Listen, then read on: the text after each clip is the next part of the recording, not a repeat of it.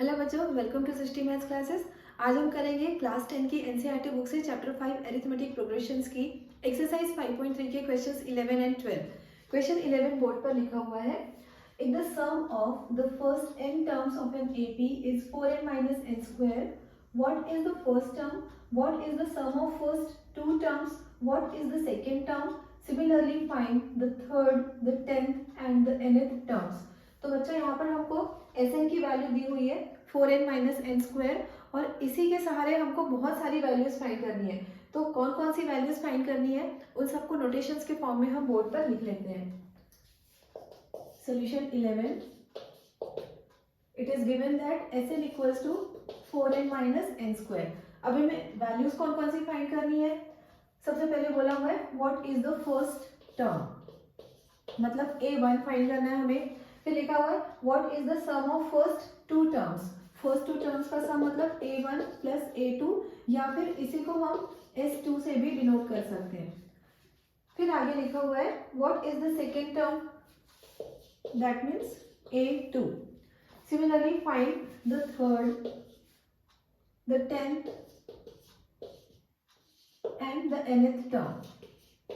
ये सारी values find करनी है। तो इन सब के पीछे बस दो ही चीजें हैं जो हमको चाहिए, वो है a एंड d। अगर फर्स्ट टर्म और कॉमन डिफरेंस की वैल्यूज हमको पता चल जाए तो ये सारी वैल्यूज हम फटाफट से फाइंड कर सकते हैं। तो सबसे पहले हम n की जगह पे 1 पुट कर देंगे, तो ये s1 मिलेगा हमको 4 इंटू 1 माइनस 1 स्क्वायर। अब ये s ऑफ 1 की क्या मीनिंग होगी बच्चों, देखिए Sn को हम कहते हैं सम ऑफ फर्स्ट n टर्म्स, तो s1 क्या होगा उस हिसाब से सम ऑफ फर्स्ट टर्म। अब ये सम ऑफ फर्स्ट टर्म तो मीनिंगलेस है, अकेला अगर एक ही टर्म है, फर्स्ट टर्म है, तो उसका किसके साथ सम लेना है, वो अकेला एक सिंगल टर्म है। तो ये जो s1 है it will be the first term itself, मतलब s1 ही a1 होगा। तो इसे हम कैलकुलेट कर लेते हैं। 4 1 जा 4 माइनस 1 स्क्वायर की वैल्यू 1 होती है, आंसर 3 आ रहा है। तो ये s1 ही a1 होता है, मतलब हमको फर्स्ट टर्म मिल चुका है 3। अब अगर हम इस एक्सप्रेशन में n की जगह पे 2 पुट करेंगे तो s2 का मीनिंग होगा sum of first two terms. तो अब हम s2 कैलकुलेट कर लेते हैं। s2 equals to 4 into 2 minus 2 square. Calculate करेंगे 4 to the 8 minus 2 square 4, 8 minus 4 equals to 4। s2 को ही हम a1 प्लस a2 से भी रिप्रेजेंट करते हैं। तो ये जो फर्स्ट टू वैल्यूज है ये हमें फाइंड आउट हो चुकी है। फर्स्ट टर्म की वैल्यू है 3, फिर सम ऑफ फर्स्ट टू टर्म्स है 4। अब हमको a2 भी पूछा हुआ है, सेकेंड टर्म की वैल्यू भी पूछी हुई है, तो सेकेंड टर्म फाइंड करने के लिए हम s2 में से s1 को सब्ट्रैक्ट कर लेंगे। a2 equals to s2 minus s1, s2 is 4 and s1 is 3। ये हमारा फर्स्ट सोल्यूशन था। फिर यहाँ पर हमने सेकेंड सोल्यूशन फाइंड किया, s2 फाइंड किया है, और यहाँ पर हमारा थर्ड सोल्यूशन मिला है, मतलब a2 की वैल्यू मिल गई। 4 माइनस 3 सब्ट्रैक्ट करेंगे, आंसर 1 आ जाएगा। अब इसी तरह हमको फाइंड करना है a3। तो a3 के लिए पहले बच्चों हम कॉमन डिफरेंस फाइंड कर लेते हैं, क्योंकि a3 के अलावा हमको 10th टर्म, nth टर्म, ये सारी वैल्यूज फाइंड करनी है। तो कॉमन डिफरेंस कैसे निकालेंगे। कॉमन डिफरेंस के लिए आपको पता है हम क्या करते हैं, second term minus first term. तो जब हम सेकेंड टर्म में से फर्स्ट टर्म 3 को सब्ट्रैक्ट कर लेंगे तो हमको कॉमन डिफरेंस मिल जाएगा। So d equals to 1 minus 3, 1 में से 3 सब्ट्रैक्ट करेंगे तो कॉमन डिफरेंस की वैल्यू मिल जाएगी हमको -2। इसके बाद हम फाइंड करेंगे third term, a3 equals to a plus 2d, a is 3 plus 2 into minus 2, 3 into plus minus minus 2 two ज़ा 4, सब्ट्रैक्शन होगा यहाँ पर, आंसर आएगा -1। So a3 is -1। अब a10 फाइंड कर लेते हैं। a10 equals to a plus 9d, a is the first term which is 3 plus 9 into d, d is -2,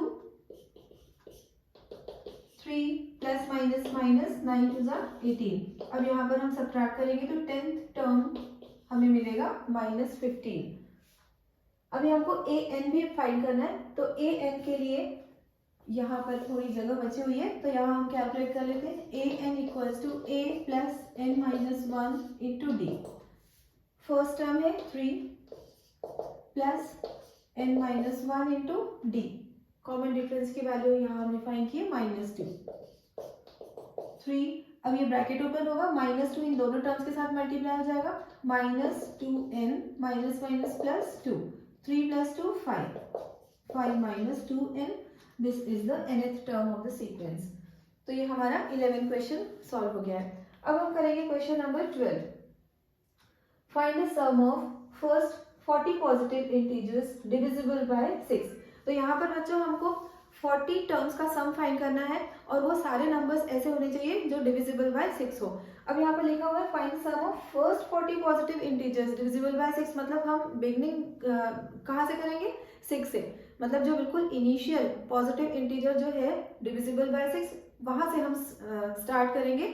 तो वो फर्स्ट टर्म हमको मिलेगा 6 और फिर उसके आगे हम सीरीज ऑब्टेन करते हुए सम फाइंड कर लेंगे 40 टर्म्स का।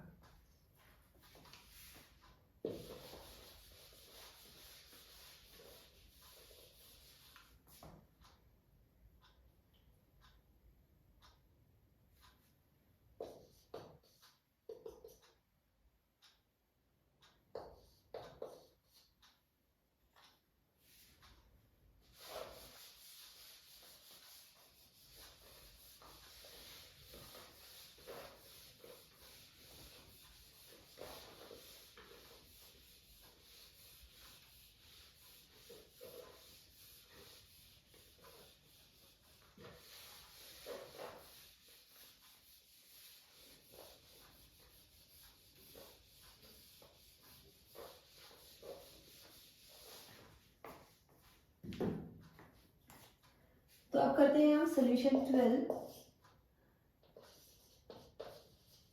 First 40 positive integers divisible by 6।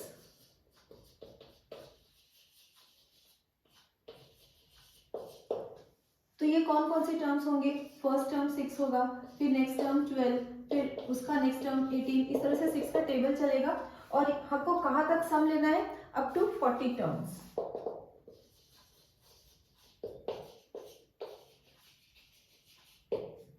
तो एस एन का फॉर्मूला यूज होगा, S n equal to n upon 2a plus n minus 1 into d. यहाँ पर बच्चों हम शॉर्ट फॉर्मूला यूज नहीं कर सकते, n upon 2 into a plus l वाला जो शॉर्ट फॉर्मूला है वो यूज नहीं कर पाएंगे क्योंकि लास्ट टर्म हमको गिवन नहीं है, फिर लास्ट टर्म की वैल्यू अननेसेसरी फाइंड करनी पड़ेगी। तो इससे बेटर है कि हम ये लॉन्ग फॉर्मूला यूज करते हुए एस एन फाइंड कर लें।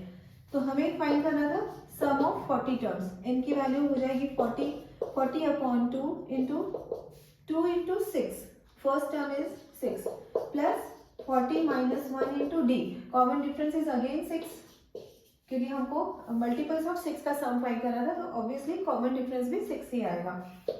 40 में से 2 डिवाइड कर लेते हैं, 20 इंटू 6 टू 12 प्लस 39 इंटू 6 और आगे से सिंप्लीफाई करेंगे, 12 प्लस 6 9 जा 54, कैरी ओवर 5, 6 2 जा 18, 18 प्लस 5 23, 20 इंटू इनको ऐड करेंगे 246, इनका सम आ गया। अब यहाँ पर 2 मल्टीप्लाई कर लेते हैं, 0 अप्लाई कर लिया यहाँ, 2 6 जा 12, कैरी ओवर 1, 2 4 जा 8 प्लस 1 9, 2 2 जा 4, 4920 is the sum of first 40 positive integers divisible by 6। तो ये हमारे 12th क्वेश्चन का भी आंसर हो गया।